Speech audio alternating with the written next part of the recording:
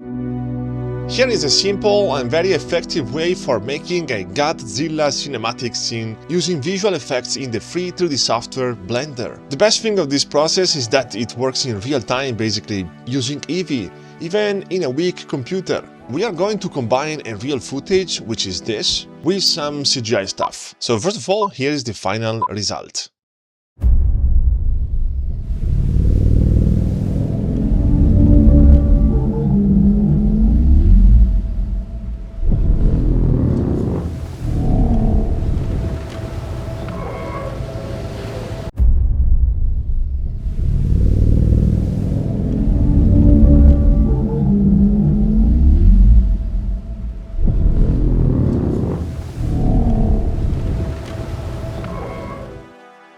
Alright, what we need. First, a real footage. I'm using this one I found for free online, link in description. The idea is to replace the boat on the footage with a better one, with weapons. So, I need a 3D model of Godzilla and a better boat. But I need very good 3D models. CGTrader is a very good place where you can get very good 3D models. There are free models, paid models, you choose. There is a big enough variety of stuff in there. 3D artists have used this platform since forever. If you are a seasoned artist, I'm sure you already know it. When you search a 3D model, you can also choose specific aspects of what you are looking for, such as the formats, the 3D print comparability, PBR, which is especially useful for game assets, the rig, and so on. Every model comes in multiple file formats. You can choose the one that works the best for the specific software you are using. I am especially happy that this Godzilla model already has the rig, which means that is already ready for animations. I simply have to download and then in Blender go to File, Append, Object, and boom, here I've got my monster ready to go. So yeah, I start using CGTrader even for free if you need the link down below. Frame rate 29 plus 98 FPS. Horrible. But that's the frame rate of my footage, unfortunately. On this plus button, we can move to the tracking working space. We can simply drag and drop the footage, set sim frames, and prefetch. This way we can access the footage anywhere we need in Blender, basically. Color space, standard, so we see the original colors. Go here, we don't need this. Move the camera up, make space for a big Godzilla. Alt-R for resetting the camera rotation, and this is exactly how the camera is rotated also in the drone footage. Let's click on the scene collection and create these 4 new collections, one for Godzilla, one for the boat, lights for Godzilla, and light for the boat. And just ensure that all these collections are placed correctly inside this scene collection. So I'm going to import everything I need, ensuring that everything sits in the correct dedicated collection. For the boat, for now I'm going to turn completely off the visibility. We're going to work on it just later. Let's see from the camera point of view. For now, we don't have to animate anything, I'm just placing stuff approximately. Now, if I place the cursor something like here, right-click, horizontal split, let's make some space for the compositor. Make a new composition, pressing N to see the side panels. Under Option, switch to GPU for faster performance. From now on, whenever we need to add a new node with the cursor over here, just press Shift-A and then click on Search. So let's add a movie clip node, and here there should be already the footage. Here we go. We can add the alpha over node. The CGI stuff, which is the layer here, can stay on the foreground and the footage in the background. If you stay in Material Preview, just ensure to activate Scene Lights and Scene World. Anyway, I want to stay in Render Preview now. To actually see the composition in real time, we can go here and activate the Compositor Preview for the camera point of view. We also need to go here and prepare some settings properly. Let's use Eevee. You can use cycles if you want, but has some limitations for the real-time compositor preview. I want to see everything in real time, so let's use Eevee. Temporal projection, no thank you. Ray tracing, I like you. Motion blur, I like you too. Under film, activate transparency. And now we started to see the compositor acting in the viewport, but only when we are looking from the camera point of view. You can notice a problem when zooming, so let's add a scale node after the movie clip and set it to render size, and now it's fixed. Now let's bring the displacement node and connect it in here. We can also connect this to this and now make some space. We also need a color ramp and a math node set on multiply. So with this multiply node, we control the power of the distortion. This color ramp instead is useful for basically increasing the contrast of the waves so that the displacement can actually work properly. So yeah, keep tweaking these two nodes until you get a nice distortion and refraction effect. You can see in real time the scene interacting with the water, and this is very cool. You also notice that the boat of the footage looks really weird, but just don't consider it for now. Now, real quick, consider joining my Patreon, in which you can watch my tutorials more often. At the same time, it's the best way for supporting this YouTube channel, motivating me to produce more. Link down below. The displacement generates this gap near the borders of the frame, you can see. To fix that, just use another scale node at the end, set on relative this time. Increasing both these values a tiny bit, we basically crop the final result a little bit. We can also select the camera, go in the camera options under viewport display. We can increase the pass per 2 option. If you want to check the node setup, for now is looking like this. Now let's make a sunlight only for Godzilla, so place it in the right collection. Maybe a little bit more powerful. Now for actually giving the underwater look, we can do multiple things in the light settings, in the compositor, and in the shader editor as well. So starting from the light, rotating so it matches the light in the footage, increasing the angle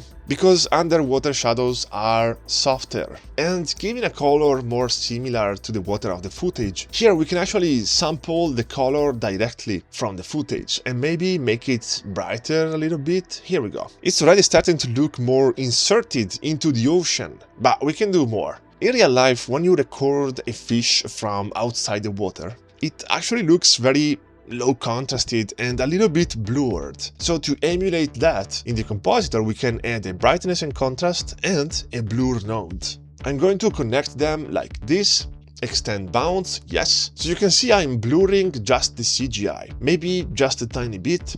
Let's lower the contrast now. It's doing a weird thing, so we can check straight alpha here, so that now the contrast is affecting only the CGI layer as I wanted. In the light settings, we can also play around with the exposure option until everything blends together basically. If you want to check the node setup, for now it's looking like this. Now, we're gonna do this trick for really giving this feeling of the deep ocean without increasing render times. First, create an empty object, plane axis, and call it depth coordinates. You simply have to go in the shader of Godzilla, adding a holdout shader, combine the two shaders together with a mix shader node, adding a gradient texture linear and controlling it by using object coordinates. We can use the depth coordinates object to control it. Now you might have to rotate this empty, move and scale it until it does the thing correctly, basically, making a nice progressive transition like this. Now, you see Godzilla is covering some areas of the footage that are supposed to stay on top, especially the white water. So, to bring the white water on top, we can simply do this in the compositor, alpha over node, and a color ramp.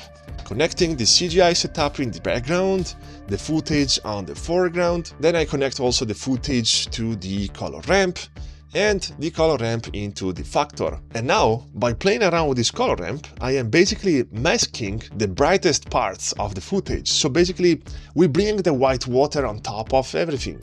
If you want to actually see what this mask is doing, you can connect it temporarily to the viewer node, like this. You see the mask is perfectly isolating the white water, the birds as well. Okay, let's go back at visualizing the entire composition by simply connecting this. If you want to check the nodes, for now they look like this.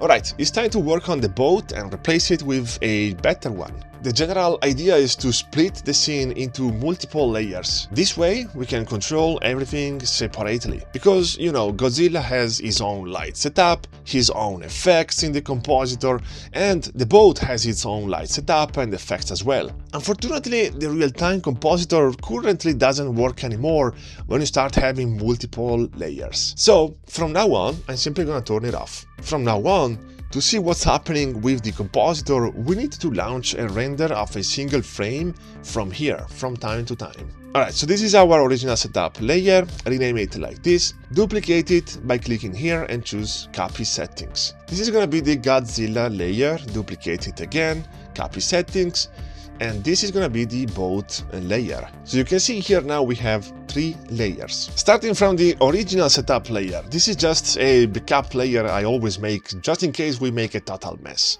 We can go here and simply turn it off. We don't need to render this layer. Now in the Godzilla layer, I want to see only Godzilla and his lights. So we can turn off this and this, everything that is not Godzilla related basically. I'm gonna do the opposite in the layer of the boat, in which I want to see only the boat and its own stuff. So turn off this, and speaking which, let's turn on the visibility of the boat itself, which was off previously. Nice. Let's stay in the boat layer for now. I am quickly gonna make the light for the boat, which is gonna be different from the light we made for Godzilla. Here we need a different sunlight color, maybe sharper shadows, as you prefer.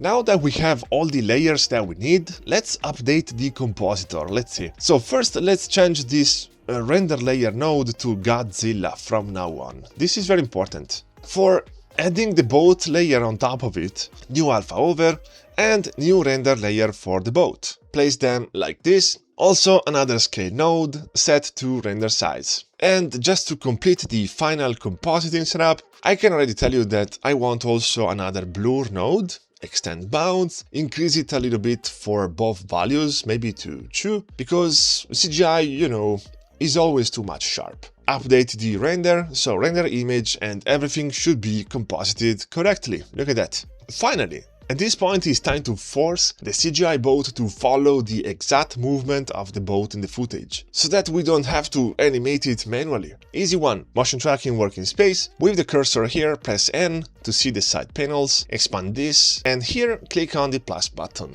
We are going to simply track this new object, which I'm gonna call the tracked boat. All we need are just 3 tracking points on the boat, nothing more than that. For an easier track, just use these settings, it will be good.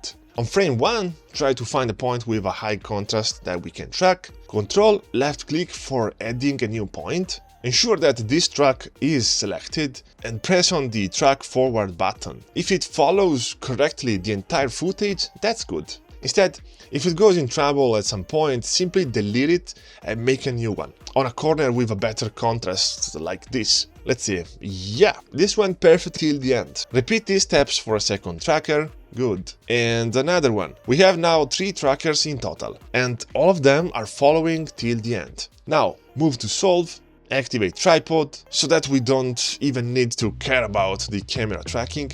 And solve. Now, let's go back to the layout working space, selecting the boat, and now you're going to be object solved. Object, the tracked boat, camera, my camera, of course. Set inverse so that the boat comes back in place, and boom! Now the boat is following exactly the movement and rotation of the boat in the footage. We can eventually turn back on the real-time compositor preview just to see the boat in action. We can squeeze it here and there so that it fits the shape of the other boat basically. And look at that, we've got a brand new boat with the white water for free without making any tedious water simulation. Launch a new render to see the whole compositing. Nice. Last thing to do, animate Godzilla as you prefer. If you want to animate the tail of Godzilla with automatic physics basically, I highly recommend getting this free add-on. It's called SJ Phaser. You can find it online, link in description by the way. Very easy to use. Alright, that's it. Feel free to share your results in the comments. Enjoy!